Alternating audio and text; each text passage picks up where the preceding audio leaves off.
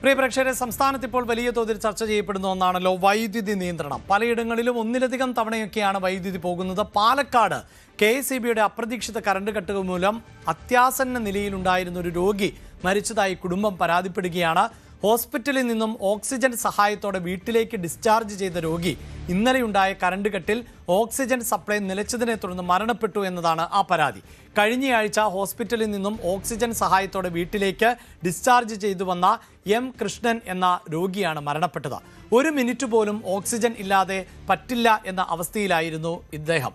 Current cut ആയപ്പോൾ തന്നെ വീട്ടുകാർ KSEBയിലേക്ക് വിളിച്ച് അവസ്ഥ അറിയിച്ചുവെങ്കിലും എന്തുകൊണ്ട് ഇൻവെർട്ടർ മേടിച്ചില്ല എന്നതായിരുന്നു അവരുടെ മറുപടി എന്നാണ് കുടുംബം പറയുന്നത്.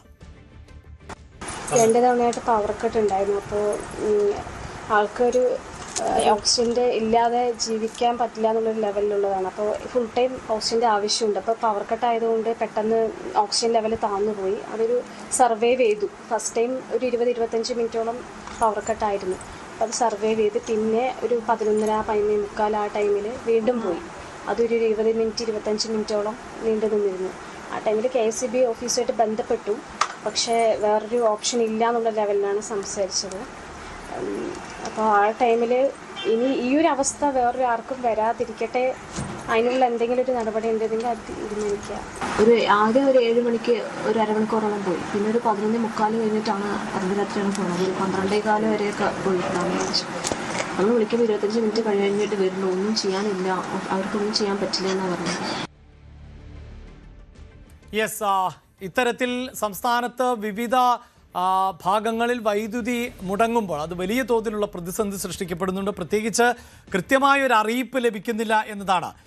ഇപ്പോൾ നമുക്കറിയാം, അത്യാധുനിക സംവിധാനങ്ങളുണ്ട്. എല്ലാവരുടെയും കണക്ഷനുകളൊക്കെ ഈ മൊബൈൽ ഫോണുകളുമൊക്കെയായി ബന്ധിപ്പിക്കാനും അറിയിക്കാനും ഒക്കെയുള്ള സൗകര്യങ്ങളുണ്ട്. ഒരു പക്ഷേ ഇന്ന സമയത്ത് കറണ്ട് പോകുമെന്നെങ്കിലും അറിയിച്ചാൽ തയ്യാറെടുത്തിരിക്കാം എന്നുള്ളതാണ് പലരുടെയും ഭാഗത്തു നിന്നുണ്ടാകുന്ന പ്രതികരണം. ഇതിപ്പോൾ ഭക്ഷണം കഴിച്ചുകൊണ്ടിരിക്കുമ്പോഴാകാം, കിടന്നുറങ്ങുമ്പോഴാകാം, അങ്ങനെ ഏത് സമയത്ത് വേണമെങ്കിലും വൈദ്യുതി പോകുന്ന ഒരു ദുരവസ്ഥയാണ് എന്നതാണ് വലിയ പ്രതിഷേധം ഉയരുന്നത്. വൈദ്യുതി പ്രതിസന്ധി നേരിടാൻ 200 മെഗാവാട്ട് വൈദ്യുതി വാങ്ങാനുള്ള KSEBയുടെ അപേക്ഷ വൈദ്യുതി റെഗുലേറ്ററി കമ്മീഷൻ ഇന്ന് അടിയന്തരമായി പരിഗണിക്കുമെന്നതാണ് വിവരം. NTPC, power grid, power pulse grading solution എന്നീ കമ്പനികളിൽ നിന്നാണ് ഹ്രസ്വകാല കരാറിലൂടെ വൈദ്യുതി വാങ്ങാൻ നീക്കം.